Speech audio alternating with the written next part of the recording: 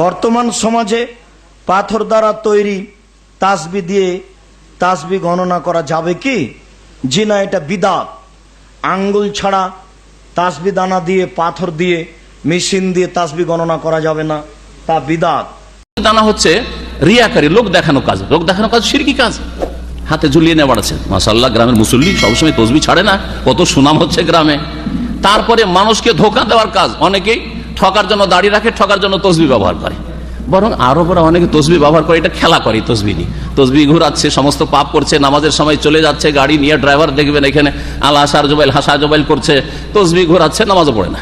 হ্যাঁ, তাসবিহ দানা এটা ভালো মানুষ বানায় না, এটা শয়তানে বানাইছে, শয়তানে।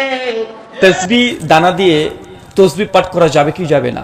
শাইখুল ইসলাম ইবনে তাইমিয়া রাহিমাহুল্লাহ বলেছেন, কেউ যদি তাসবিহ দানা দিয়ে মানে গুনে, এটা সুন্নাতের খিলাফ, তবে বিদআত বা হারাম নয়, জাস্ট জায়েজ হতে পারে।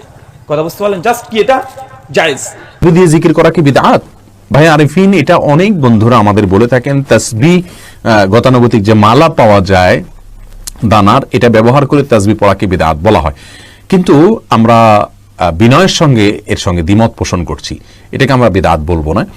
কারণ হলো, বিদআত বলা হয় কোনো কিছুকে যখন ইসলামের কাজ মনে করে বা সওয়াবের কাজ মনে করে বা সুন্নাহ মনে করে, ইসলামের কোন নির্দেশ মনে করে করা হয়, অথচ সেটা সেরকম না, এটাকে বিদআত বলা হয়।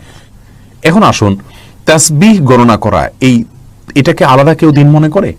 আমাদের দেশে যারা তাসবিহ ব্যবহার করেন, তাসবিহ দানাতে মানে মালাতে তাসবিহ আপনার পড়ে থাকেন গুনে গুনে, এই মালা গুনলে সওয়াব হবে বেশি, এরকম কেউ মনে করে?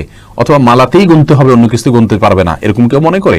বা মালাতে গুনলে বিশেষ কোনো ফজিলত আছে, এরকম কেউ মনে করে? এরকম কেউ আমার দৃষ্টিতে, আমার জানা মতে কেউ মনে করে না। তাহলে এটাকে সে দিন বানাই নাই, তাহলে আপনি এটাকে কিভাবে বিদআত বলছেন? হ্যাঁ, আমরা এটা অবশ্যই বলবো, এই মালা ব্যবহার করার চাইতে হাতের কর ব্যবহার করা সুন্নাত সম্মত, এটা উত্তম। হযরত আবু হুরায়রা সাহাবী রাদিয়াল্লাহু তাআলা আনহুর কাছে অনেকগুলো গিরো বিশিষ্ট একটা তসবিহ ছিল। সেই তসবিহ দানা দিয়ে গণনা করে তিনি তসবিহ পড়তেন।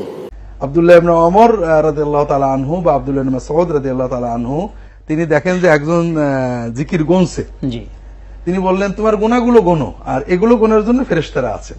সুবহানাল্লাহ। তবে কোন মুমিন যদি ওসিফা বানিয়ে নেন যে আমি 1000 পড়বো, সাহাবীরা এরকম করেছেন যে আমি 1000 বার পড়বো, নিজের থেকে একটা দায়িত্ব বানিয়ে নেন, তিনি গুনতে পারেন। তো গুনার ক্ষেত্রে সুন্নত হলো হাতে গুনা। এটা রাসূলুল্লাহ উৎসাহ দিতেন যে হাতে গুনলে এই হাতের এই করগুলো সাক্ষী দেবে। সুবহানাল্লাহ। এটা বিভিন্ন সহিহ হাদিস আসছে। তাসবিহ রাসূলুল্লাহ সাল্লাল্লাহু আলাইহি ওয়াসাল্লাম ব্যবহার করেননি, তবে সাহাবীদের যুগে পরবর্তী যুগে তসবির প্রচলন আসছে। এটাকে আমরা সরাসরি বেদাতও বলবো না, এটা জিকির রেখে গোনার একটা উপকরণ মাত্র। হাতে গনার জন্য মালার মতো যে তাসবির বিট গুলো আছে, দানাগুলো আছে, এগুলো দিয়ে যে বানানো, এইটা পড়া যাবে না, এইটা বেদাত, এরকম কথার কোনো সুস্পষ্ট দলিল নাই। এটা বলতে পারে একজন যে রাসূলুল্লাহ সাল্লাল্লাহু আলাইহি ওয়াসাল্লাম এটা পড়াই নাই, তিনি হাতের আঙ্গুল ব্যবহার করেছেন, ওইটা উত্তম, ওইটা আমি ব্যবহার করব, এই কথা ঠিক আছে। কিন্তু কেউ যদি তাসবিহ গনে, তাহলে এটা জায়েজ নয় বা বেদাত, এই কথা বললে সীমা লঙ্ঘন হবে, বাড়াবাড়ি হবে।